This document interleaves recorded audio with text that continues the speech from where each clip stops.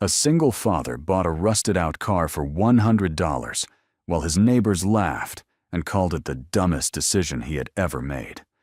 5 days later, a billionaire from the world of professional racing pulled into his driveway holding a check for $5 million. What could possibly be hidden beneath a layer of rust that looked worth nothing? And why was Lucas Hayes a quiet mechanic drowning in hospital debt? The only man on that entire block who saw what everyone else had walked past for half a century. The house on Rosewood Lane had not been painted in 6 years.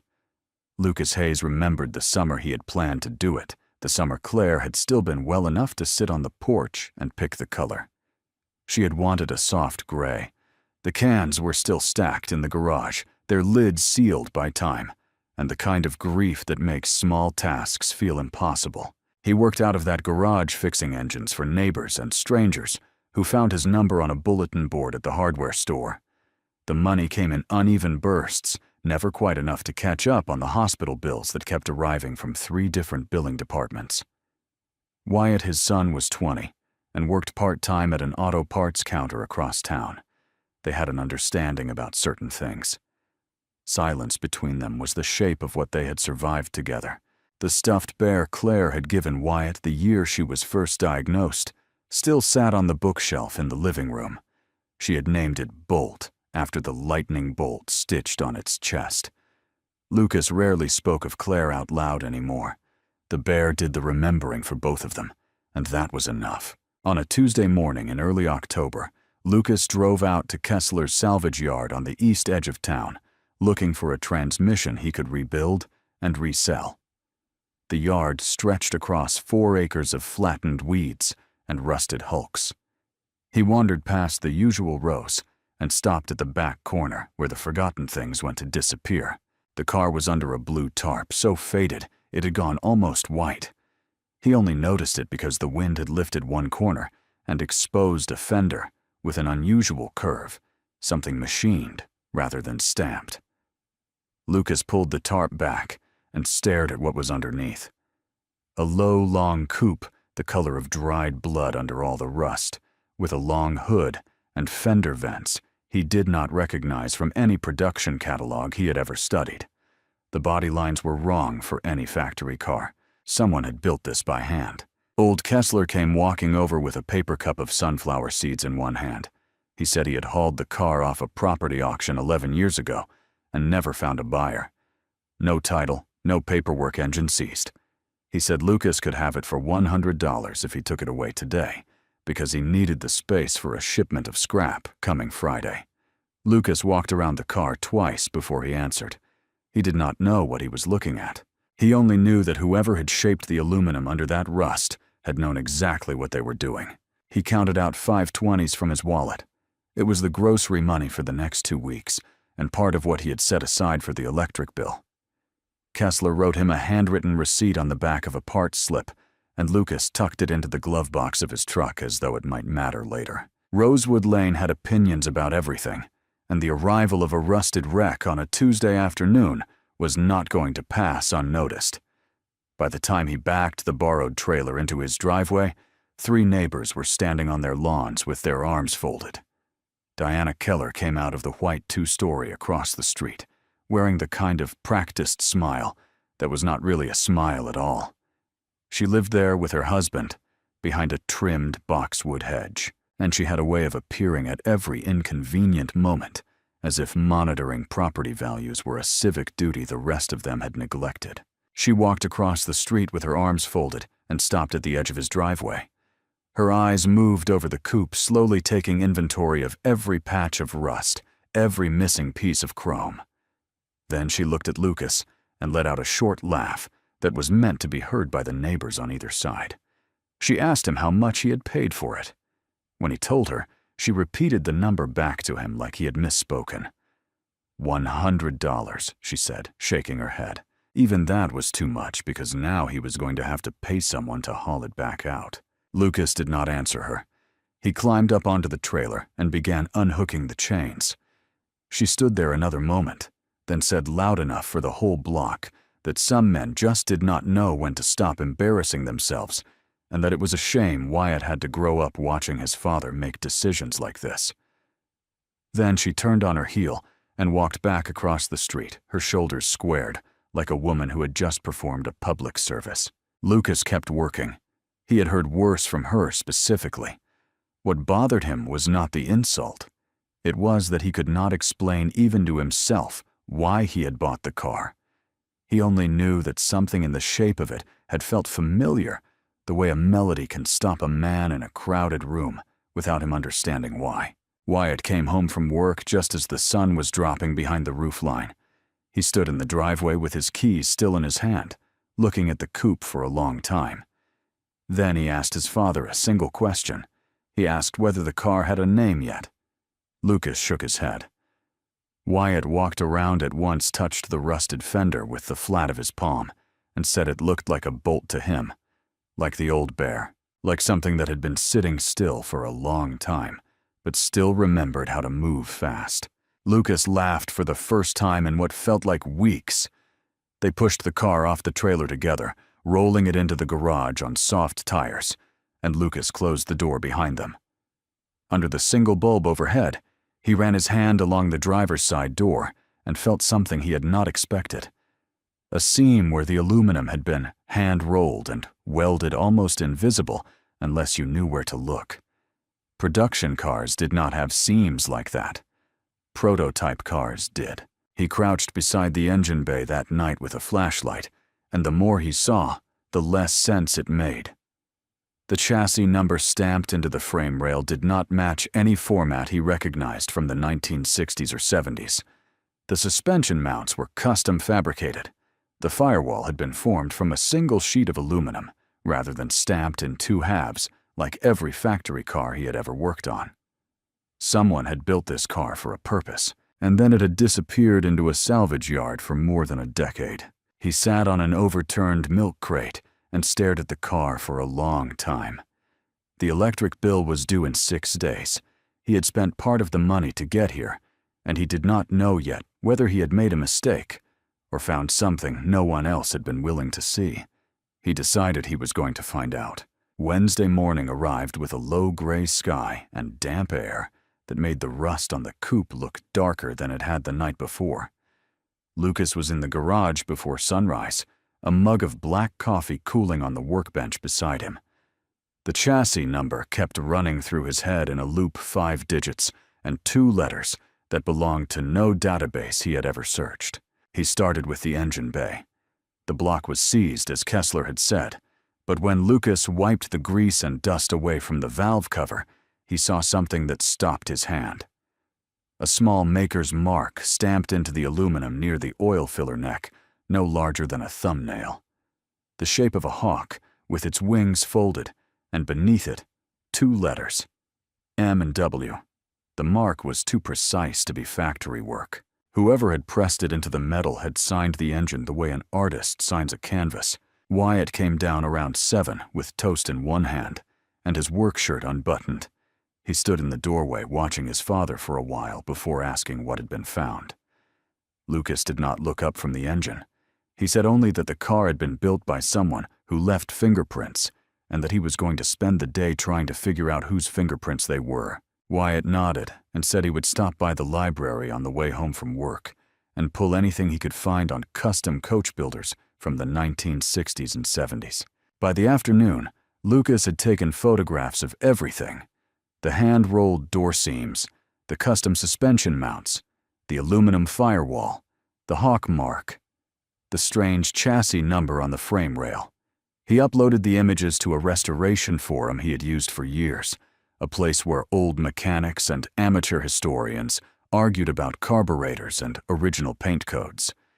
He posted under the handle he had used for a decade and titled the thread simply, "Unidentified coupe possible prototype. Need help." He refreshed the page every hour while he worked.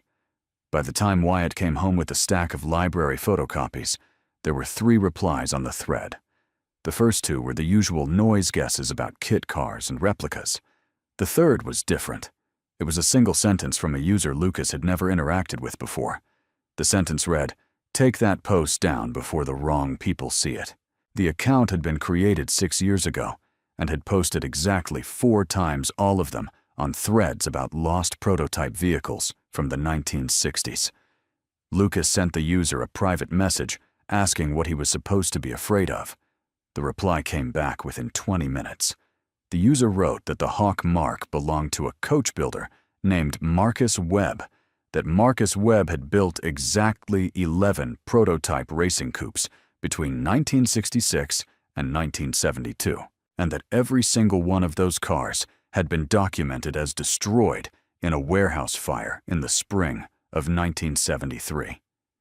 The user wrote that certain people had spent a very long time making sure the official history stayed the way it was, and that those people did not like being reminded it was wrong. Lucas closed the laptop and sat at the kitchen table without turning on the light. Wyatt was spreading the library photocopies across the wood, and he slid one of the pages across to his father without speaking. A grainy black and white photograph from a magazine article dated 1971. A tall man in a mechanic's shirt stood beside a low coupe with a long hood and fender vents. The caption underneath read, Marcus Webb, with the 4th of his prototype series. Chassis designation W004. Lucas stood up and walked into the garage without speaking. He took the flashlight down from the pegboard and crouched beside the frame rail. He wiped the metal clean with a shop rag and shined the light across the stamped characters. The chassis number on the frame read W004. Thursday was the day the neighborhood began to notice that something had changed. Lucas had not meant for it to happen. He had not spoken to anyone about what he had found. But the thread on the restoration forum had been screenshotted and shared to a larger enthusiast group overnight, and by Thursday morning, the photographs of the Hawk Mark and the chassis number were circulating on 3 different collector websites. His phone began ringing at 9 in the morning and didn't stop. The first call was from a dealer in Arizona who offered him $50,000 sight unseen. The second was from a broker in Florida who offered $75,000. The third was from a woman in Michigan who claimed to represent a private museum and would not give her name. By noon, a panel van with out-of-state plates had driven slowly past the house twice. A man with a camera had taken photographs of the driveway from the sidewalk before Lucas came out and told him to leave. The garage door stayed closed. The coupe stayed inside. Diana Keller noticed all of it. She stood in her front window behind the curtain and watched the strangers come and go, and by Thursday afternoon, she had walked across the street in a cream-colored blouse she did not normally wear on weekdays. She knocked on the front door with a plate of lemon bars and a smile that was almost, but not quite convincing. Lucas answered and did not invite her in.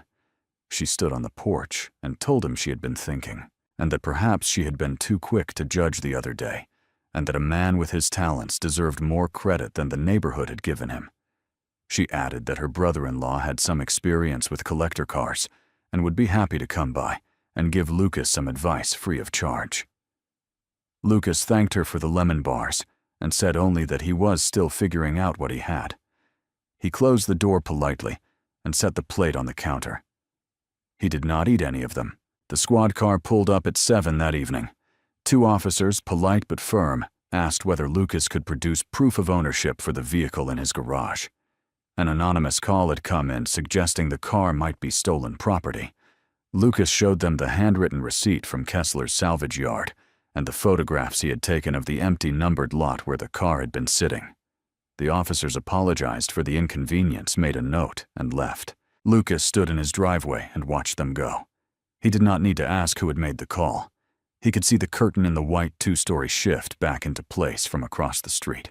Friday morning, he woke before dawn. He sat in the kitchen in the dark and thought about Claire.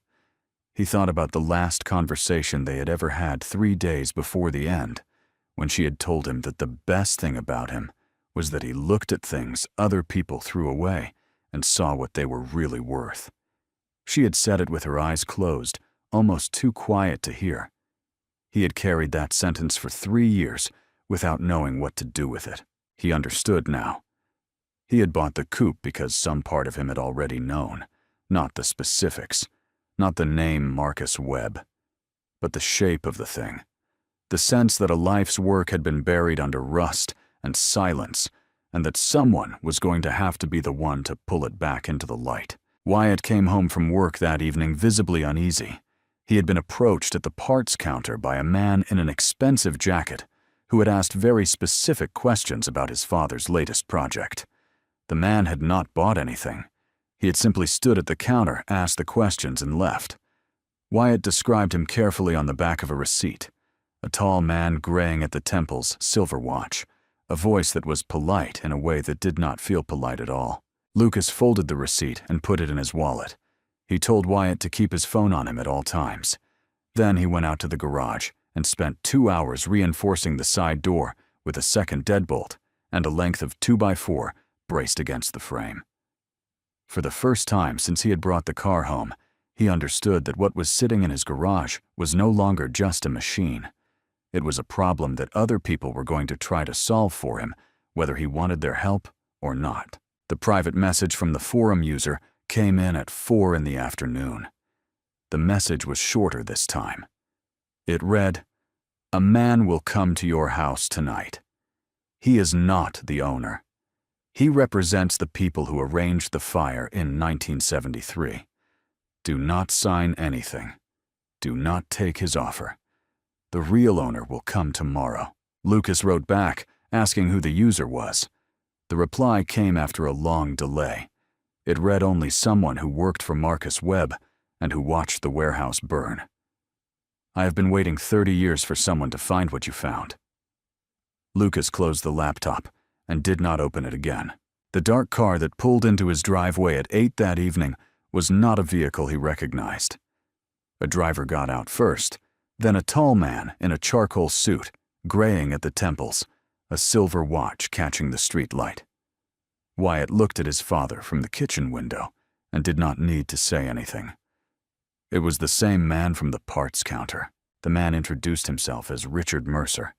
He said he represented a consortium of private collectors and had come to make Lucas a serious offer before the situation became more complicated than it needed to be.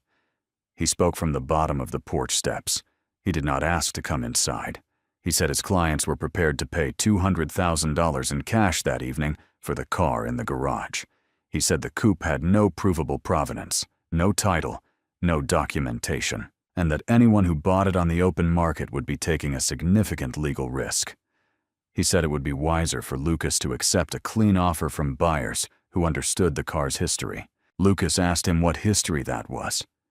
Mercer smiled without warmth and said that cars like this one had a way of disappearing before their new owners could enjoy them. He said it would be a shame if something happened before Lucas had a chance to put the money to use. He said the offer was good only for that night. Lucas told him to leave. Mercer looked at him for a long moment without answering. Then he set a business card on the porch rail, a card with a phone number and no name and no company printed on it. He said Lucas had until morning. He walked back to the car and the car pulled away, and the street was quiet in a way it had never been quiet before. Wyatt came out onto the porch behind his father without speaking. The two of them stood in the cold air for a long time, and neither of them said what they were both thinking. That whoever Richard Mercer actually worked for had known where Lucas lived, had known Wyatt's name had stood at a parts counter 30 miles away asking questions. That the men who had arranged a fire in a warehouse 50 years ago were still paying attention. That the car in the garage had pulled something into the daylight that was never meant to be seen again. Lucas did not sleep that night. He sat at the kitchen table with a shotgun borrowed from a cousin across the river, resting on the chair beside him, and he watched the driveway through the window until the sun came up. Saturday morning, another message from the forum user was waiting for him. It read, "The real owner is coming today. His name is Dominic Ashford. Hear him out. Then decide." The dark sedan that pulled up at 3 in the afternoon was a different car entirely, and the man who stepped out of it was older than Mercer by a decade, slower, quieter, with the kind of bearing that came from decades of being listened to without having to raise his voice. He wore a charcoal coat over a dark sweater. He walked up the driveway alone and stopped at the bottom of the porch steps, waiting to be invited up. He said his name was Dominic Ashford. He said he had driven a long way, and he asked whether Lucas would be willing to give him a few minutes. They sat at the kitchen table. Wyatt made coffee, and then left the room understanding without being told that this was a conversation that needed fewer people in it, not more. Dominic wrapped both hands around the mug and did not drink from it. He said he had spent more than 30 years looking for a car that everyone in the world believed had burned in a warehouse in the spring of 1973. He said he had been the one who commissioned it. He said Marcus Webb had been his closest friend, and that the two of them had built 11 prototypes together before Marcus died, 3 months after the fire of a heart attack that Dominic had always suspected was not entirely natural. Lucas asked him why the cars had been destroyed. Dominic set the mug down carefully. He said the prototypes had been developed in secret for a racing program that had made certain powerful people nervous. The technology inside the cars had been 20 years ahead of what the established teams were using, and those teams had friends in places where friends mattered. The fire had not been an accident. Dominic had spent the rest of his life making sure the memory of Marcus's work was protected, even when the work itself was gone. He looked up. He said a man named Richard Mercer had almost certainly been to the house already. Lucas did not answer. Dominic nodded once and said that Mercer worked for the same consortium that had arranged the fire. They were older men now, most of them, but they had sons and lawyers and long memories, and they had never stopped wanting the prototypes erased from the historical record. He said Lucas would not hear from Mercer again. He would see to that personally, and he had the relationships to make it stick. He said he wanted to see the car. Lucas stood up and led him out to the garage. Dominic walked around the coupe twice without speaking, touching nothing, taking in every detail the way a man looks at a photograph of someone he lost a long time ago. When he came back around to the front, his eyes were wet, but his voice did not change. He said that this was the 4th of the 11 prototypes. He said that the last time he had seen it, it had been in a warehouse in Pennsylvania in January of 1973, and that Marcus had been alive and standing beside it. Then he told Lucas that he wanted to buy the car. He said he would pay $5 million for it. The check could be written that night, and the transfer completed within the week. He said Lucas should take a day to think about it, but that the offer was firm and would not be repeated. Lucas did not answer immediately. He walked around the coupe once himself, his hand trailing along the rusted fender. He thought about the shoebox on top of the refrigerator and the gray paint in the garage that had never been opened. He thought about Wyatt, who had named the car Bolt, without knowing any of this, and who was waiting in the house right now, pretending not to listen through the kitchen window. He told Dominic he would think about it. Dominic nodded once. He left a business card on the workbench with a single phone number on it. Then he walked back to the sedan, and it pulled away from the curb, and the street was quiet again. Lucas did not sleep that night either. He sat at the kitchen table long after Wyatt had gone upstairs, the business card in front of him. The shoebox of hospital bills came down from the refrigerator for the first time in almost a year. 3 billing departments, a collections, notice a letter from a credit card company he had stopped opening months ago. The total, when he ran the numbers on a napkin, came to just over $84,000. $5 million was a number that did not fit inside the kitchen. He thought about it for a long time, and what surprised him was that the money itself was not the hardest part of the decision. The hardest part was quieter. It was the question of what the car was and what it would mean to let it go. He thought about Marcus Webb, a man he had never met whose hands had shaped the aluminum under the rust with a care that could still be felt 50 years later. He thought about Dominic Ashford, who had spent 3 decades believing a friend's life work was ashes. He thought about the user on the forum, the one who had watched the warehouse burn, and had been carrying that silence ever since. The car in his garage did not belong to any of them individually. It belonged to a chapter of history that had been deliberately erased, and he was for reasons he did not fully understand the one holding the only copy. He thought about Claire. She had not been talking about cars when she said what she said. She had been talking about the way he moved through the world. And if there was a version of himself he wanted Wyatt to remember, it was not the version with $5 million in the bank and a quiet conscience. It was the version that made the right kind of decision in a kitchen before sunrise, with only a shoebox and a napkin for company. He did not want to keep the car. He had known that from the moment Dominic had said the name Marcus Webb out loud. The car was not meant to live in a suburban garage. It was meant to be seen. The only question was how to let it go without letting the story go with it. By the time the sun came up on Sunday, he had made his decision. He wrote it down on the back of the napkin in small, careful handwriting, so he would not lose the shape of what he wanted when the conversation happened. He called Dominic Ashford at 10 in the morning. Lucas said he was prepared to sell the car, but not on the terms Dominic had laid out. He said there were conditions. Dominic asked him what they were. Lucas read them from the napkin. The first was that the car could not disappear into a private collection. It had to be placed in a public museum with accompanying documentation where anyone who wanted to see it could walk in and see it.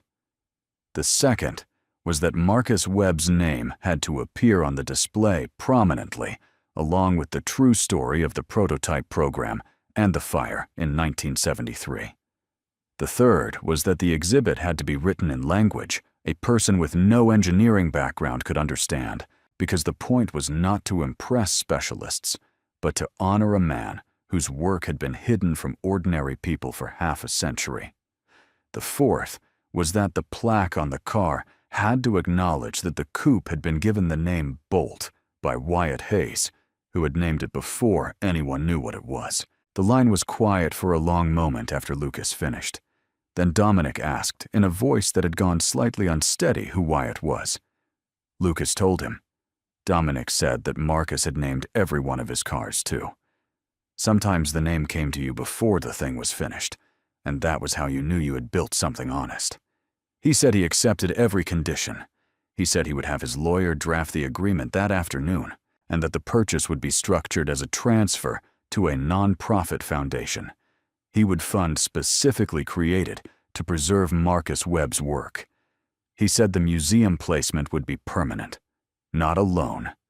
He said Lucas would be credited as the man who had recovered the car if he wanted the credit, and anonymous if he did not.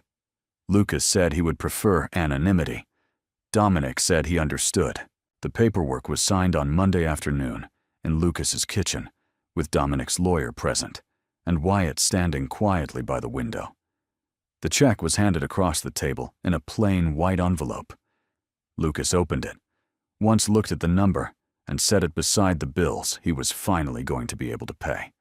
The coupe left Rosewood Lane on Wednesday morning on a covered transport trailer, and the neighborhood watched it go the same way they had watched it arrive, except this time no one laughed. Richard Mercer never called again. Whatever Dominic had done in the days after their meeting had been enough. No panel vans came down the street. No photographers stood at the sidewalk.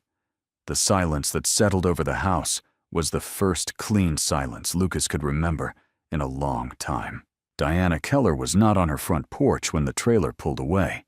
The story of the car's real value had traveled the neighborhood by then, and so had the story of the anonymous call to the police. The neighbors had done their own arithmetic. Diana called Lucas twice that week to suggest lunch. He did not return the calls. Within 3 weeks, a listing sign went up in her front yard. She and her husband moved out before the end of the following month. No one on Rosewood Lane asked too many questions about the timing. Lucas paid off the hospital debts first. All 3 billing departments, the collections notice, the credit card company. He kept the receipts in a new folder, and he put the old shoebox in the recycling bin the day the last check cleared. He bought the gray paint off the shelf in the garage and finally painted the house 6 years after Claire had picked the color. It took him and Wyatt 2 weekends. When they were done, he stood on the lawn and looked up at it, and could not, for a long moment, remember what it had looked like before. He did not change his work. He still fixed engines out of the garage, still took calls from the bulletin board at the hardware store, still charged the same rates he had always charged. The money from the sale sat in an account he barely touched, most of it placed in a trust that would go to Wyatt, and to a scholarship fund Lucas had set up in Claire's name for nursing students at the local community college. She had wanted to go back to school the year she was diagnosed and had never gotten the chance. He wanted the money to do something, and he did not want it to change who he was. Those were two separate problems, and he solved them in separate ways. Wyatt stepped back from the parts counter and enrolled in an engineering program at the State University that fall. He drove the same truck he had always driven. The stuffed bear stayed on the shelf in the living room.